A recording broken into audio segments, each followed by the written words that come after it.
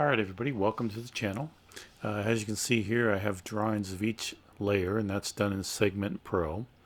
And I don't show you the cutting of the segments. I have plenty of other programs to show you that.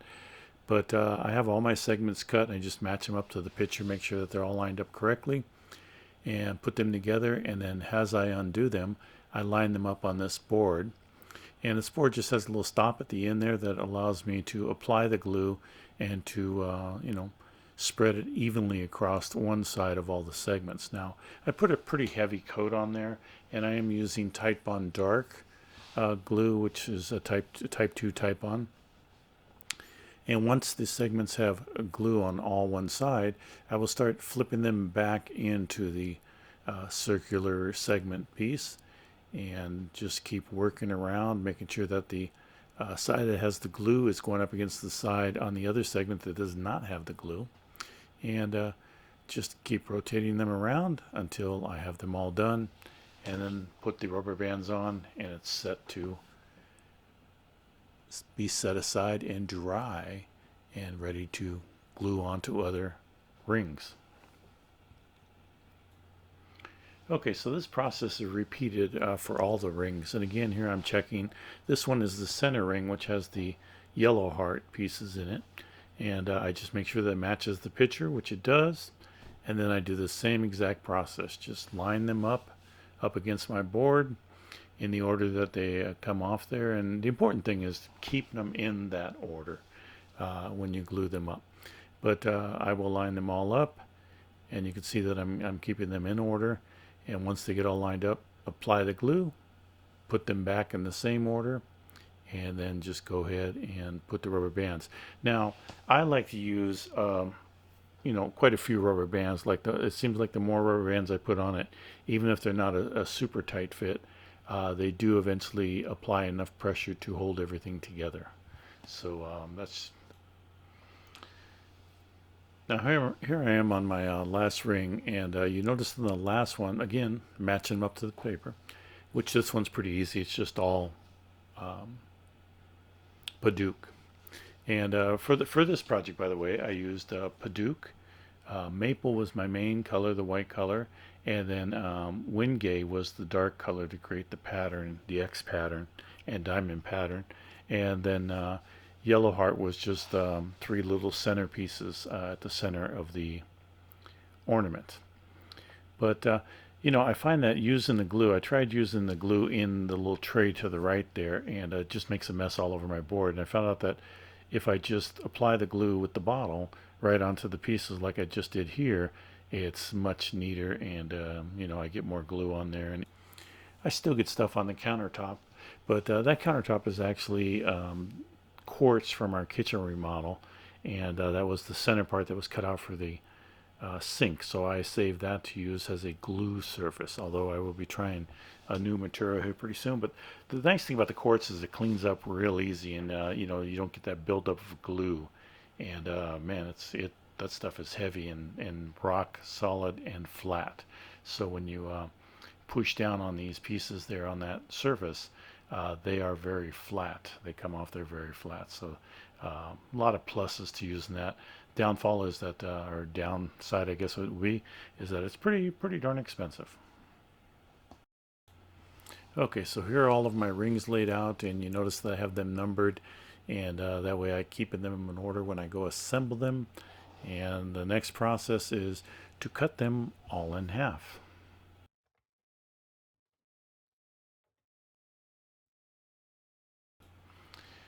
Okay, so my rings, I already ran them through the drum sander, which I didn't show you, but they're cleaned up and surfaced on both sides, and they're all the same thickness, which is important when you're going to go split them in half. Now I want to make 1/4 inch thick pieces. So the way I go about doing this is that I have these scrap pieces of wood there, this 1/2 inch plywood, and I'm applying some double-sided tape to each piece, and then I will stick my rings on there. Now I'm going to make sure that the base of the ring is on my surface along with that piece of plywood, so that that matches up and makes a nice level perpendicular surface there. The smaller ones, I'll raise them up and just put them through the middle, because I want them to be held on with the double-sided tape, and you can see there that I'm gonna put the larger ones so they touch the ground. But anything that's shorter than those pieces of wood, I will go ahead and raise them up to the center and make sure they have a good sticking surface. Once they're all stuck to one side, I'm going to remove the backer on the double-sided tape on the other one and sandwich that so that all the rings are between those two pieces of plywood here for the next step. So the next step is I take it over to the bandsaw and I set it up so I can slice right down the center. And I'm using a 3/4 inch wide blade there, and it's actually a carbide tip bandsaw blade, so it cuts through relatively easy. And I just make a nice straight cut through all of these, and so they're stuck on both sides, so they will stay to that backer board, which is important because I'm going to be using it for the next step. And the next step is taking them over to the drum sander, and so they're already stuck to that backer board and it's nice and level, so now I can run them through the drum sander and get them all down to the 1/4 inch thickness that I want all those pieces. Now again, because I've split this in half, I have enough segment rings here to make 2 ornaments, which, you know, sort of helps spread out the load of work and gives you more ornaments for your time. But the process is the same. Just keep running through, and you see that here at the end I make a measurement, and I'm measuring them each time they go through until they get down to the size that I want them. Once they've reached that 1/4 inch thickness, I take them on over to the table again, remove all the rings, and I separate one side on the left and one side on the right so that I know that I have the same number of rings on each side. And then I start the process all over again with the remaining rings. Now the glue up process, I'm actually going to be using my lathe for that. And I have this sacrificial piece of maple, which my plan was to use that to make a small finial for the ring to go through for hanging the ornament. But in this case, this is for the bottom part of the ornament, so that's going to be part of the ornament. That's going to sort of give me my closed finish in there. And this is the first one. I'm actually working on this one from the bottom up, and you see that I just keep applying one ring after the other. Now I'm only going to apply half of them on this particular block, and once I've reached the middle point, I'll let them dry pretty good before I take that off the.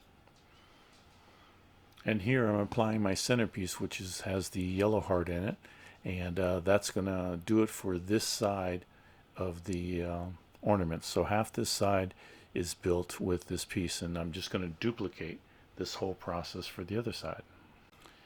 Now as you can see here, I've already started the other side. I'm not going to show you the whole process again, but it's the same thing. I'm building it up. Now every once in a while I'm going to set my completed side next to it to make sure that I'm still keeping the same pattern, because I don't want to goof up the pattern on one side and have it different from the other side. And you notice that I have this little cone that I turned real quickly to match up with the insides of those to keep them all lined up, and it does a really good job of keeping them lined up. So as you can see, for this process you need at least 2 Nova chucks, and I have one mounted on the lathe on the left and the other one is mounted into a live center on the right. And you can buy live centers with 1-inch threads, so your Nova chuck will have to have a 1-inch thread. You can get a 1-inch insert and then an 1.25 inch insert, which is what I need for my lathe. But all I'm doing here is I'm just putting them together. I'm pushing them together and using the tailstock to apply the pressure to hold them together, and I'm going to get the outside to my rough shape. So I'm going to clean this all up, get it to where it looks like an ornament. It's the size that I want. It's the dimensions. They're close to the dimensions that I want. I will leave a little bit of room for some touch up at the end, but I'm going to get this down pretty close to my finished size. Now, most of my work is being done with a bowl gouge. I think that's a 1/2-inch bowl gouge that I'm using there. Carter and Sons tools. I use a lot of the Carter and Son tools. I will also be using for some of the parts the Easy Wood Tool carbide tip finishing tool, and then also their micro finish tool, the really sharp one. I think they call it the detail carbide tool. But it's pretty easy to get this down to the shape that you want it, just following all of your rings and the size that they are. You just follow them along and you pretty much come out with the ball shape that I'm looking for this particular ornament. So once I have my ornament roughly to shape, I'm going to apply some blue masking tape on each side. And what this is going to help me line it up exactly the same when I go to glue it together. So at this point, I'm going to separate the two halves and then start working on the inside. Now, because this is a Christmas ornament, we want it to be light. And the way that we're going to make it light is we're going to remove as much of the wood on the inside as possible. So you can use that with a hollowing out tool if you want to do it that way, but because we're putting together segments, just put together half of one side and half the other, and then now it makes it much easier to hollow everything out. So most of the time I'm using a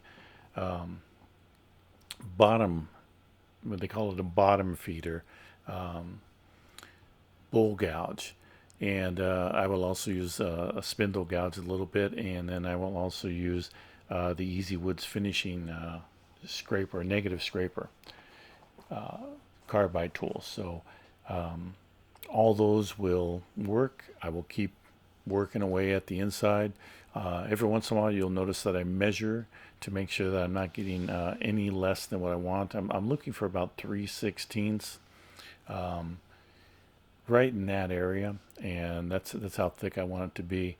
But just trying to remove everything and make sure that I don't punch through, reduce that weight is critical for an ornament to make it nice and light. Alright, so I have my first side to the thickness that I want, so I'm going to use some calipers here and measure the inside. I'm going to transfer that dimension over to the other piece. And so that way I can have them pretty close to the same thickness, so when I glue it up they match up pretty evenly. So I will get that size here and then transfer it on over to the other one once I get close to the edge there. And again, this process is going to be exactly the same as the other side, just hollowing it out, getting rid of all the stuff in there. Now I don't take any time to sand it. I mean, if you want to sand it on the inside you can. I don't. I just leave it there as it is and go move forward.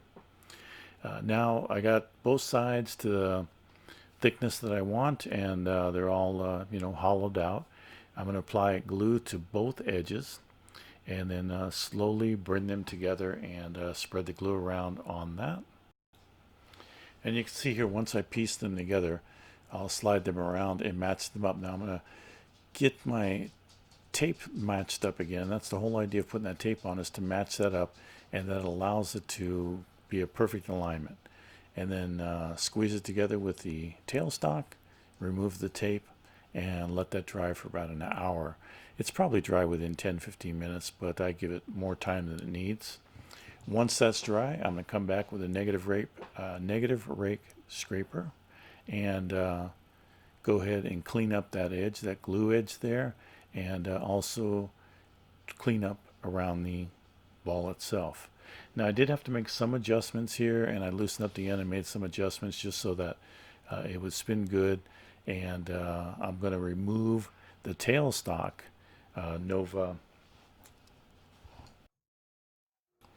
jaws and just replace that with a live center. And then now I can go ahead and finish off the one end of the ornament. Now you notice that when you put them together you're going to be off centered a tiny bit, so that's why you want to leave a little bit extra on the ornament so that you can trim that off and get that all nice and even after you get it in the final setup of your chucks here. But I'm just getting rid of that sacrificial maple. I'm going to use a little bit of it at the bottom. You'll notice that when I get done that we'll have a little bottom cap there from that maple sacrificial piece. So I guess it wouldn't be a sacrificial piece if I'm using part of it, but I am trimming off a large amount of it. So here I'm trying to get this all trued up here, and again I'm using a negative rake scraper, and you see that I left a little bit at the end there just to keep it between centers. It's a little safer, and I can spin it much faster, which I like doing. It gives me a smoother cut, and I'm just going to go ahead and keep working this again, making sure that's the shape that I want and nice and smooth and round. And you can see that. Now here I'm going to switch over to my bowl gouge, and I'm going to use the flutes on the side there and basically just make a nice even scraper. Now I like this particular one here from Carter and Sons. It has long,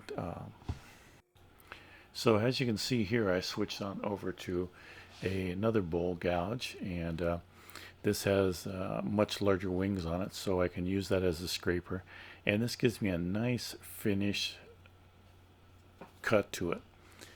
And I'm just making a nice slow light passes on it, making sure that I'm keeping everything round. I like this particular one because it has nice long wings, which gives me a very round,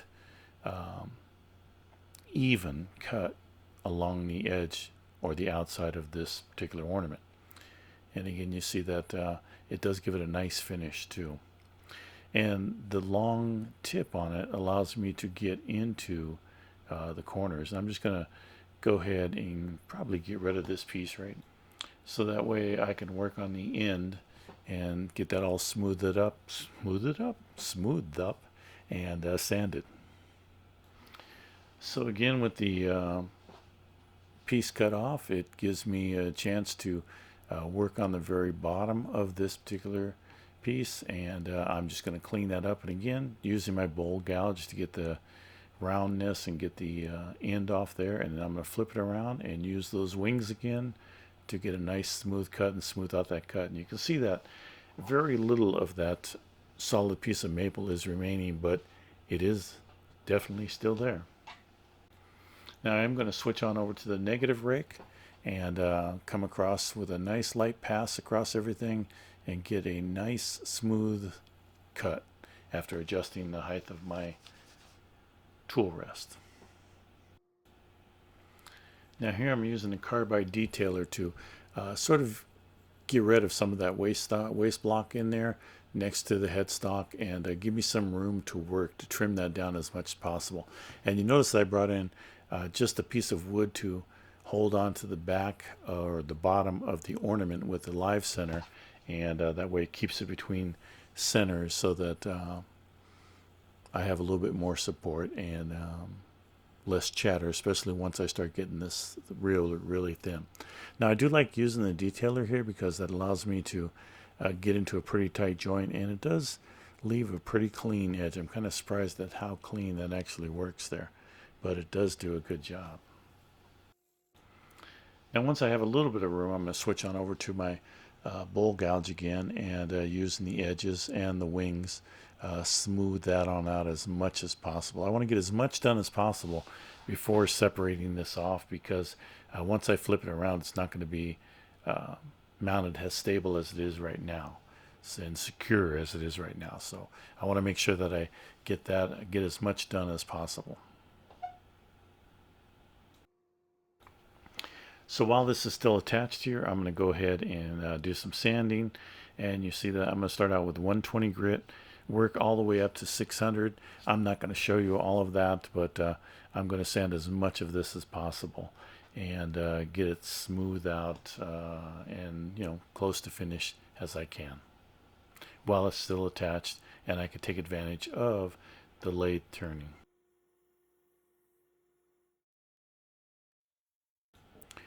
So I'm going to clean it up with a little bit of denatured alcohol first, get all that sandy residue and dust off there, and then I'm going to start applying my finish.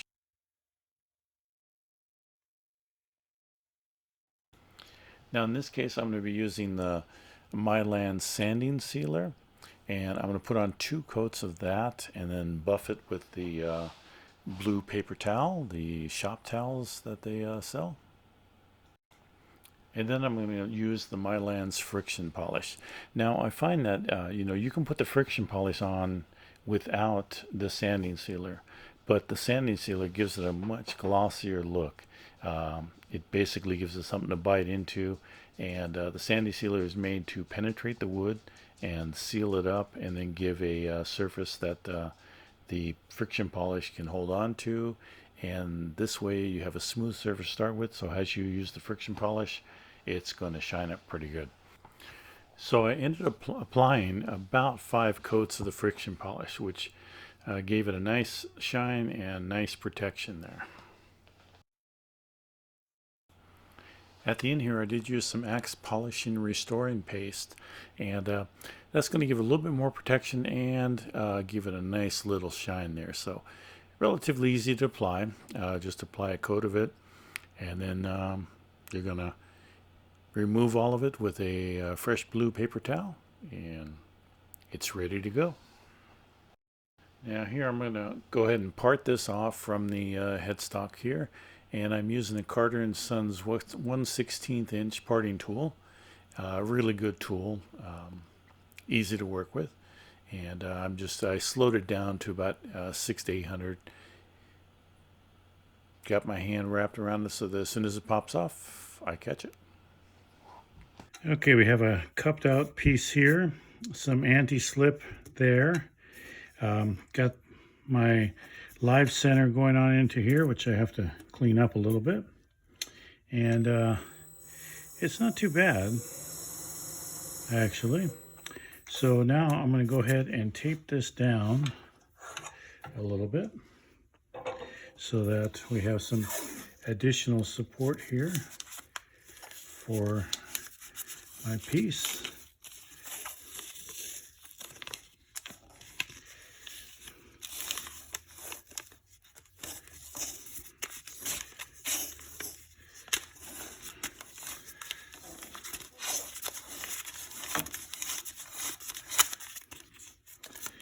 Now, how much will this hold? I don't know. I'm hoping a lot, but we'll still have to be rather gentle with it.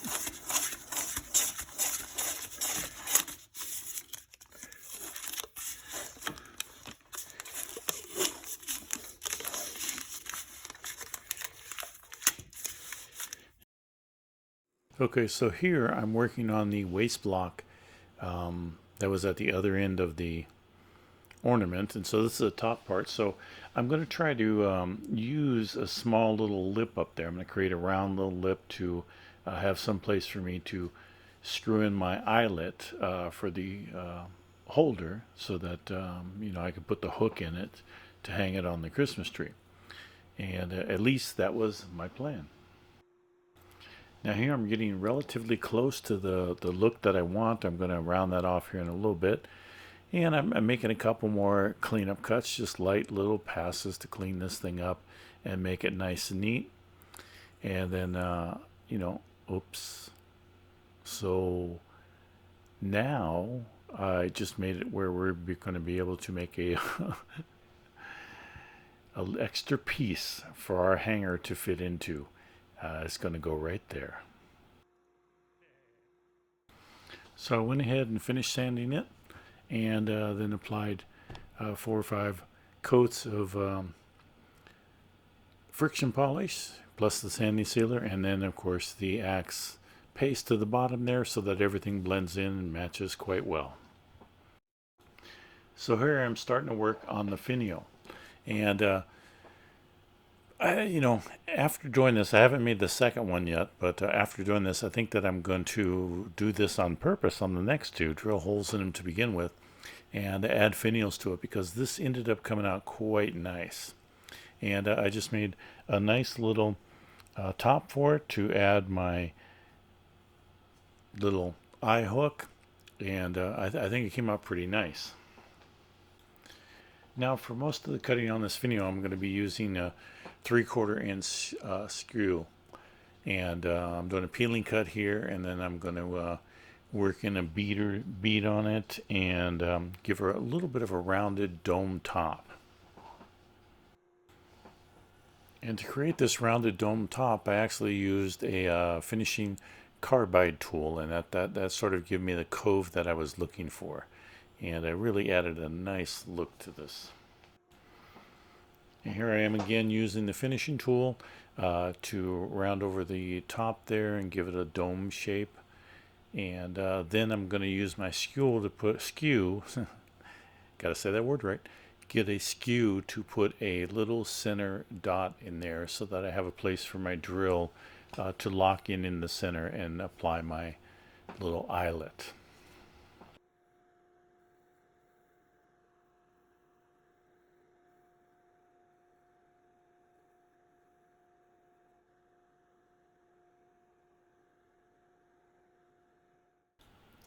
I applied all of my finish in the same way that I did the ornament. I used a coat on this particular one. I just used one coat of sanding sealer because it is maple, and then I applied 4 or 5. I did 4 coats of friction polish, Mylan's friction polish on it. Now, for some reason, I didn't show me installing the finial into the top of that, and it basically was just applying glue to the tenon and inserting it into the hole that I created with my skillful use of the skew tool. So, if you would, please do like and subscribe. I will be putting out more videos on turning here very soon. Love to have you around, and it really helps out the channel. Thank you very much for watching, and have a great day.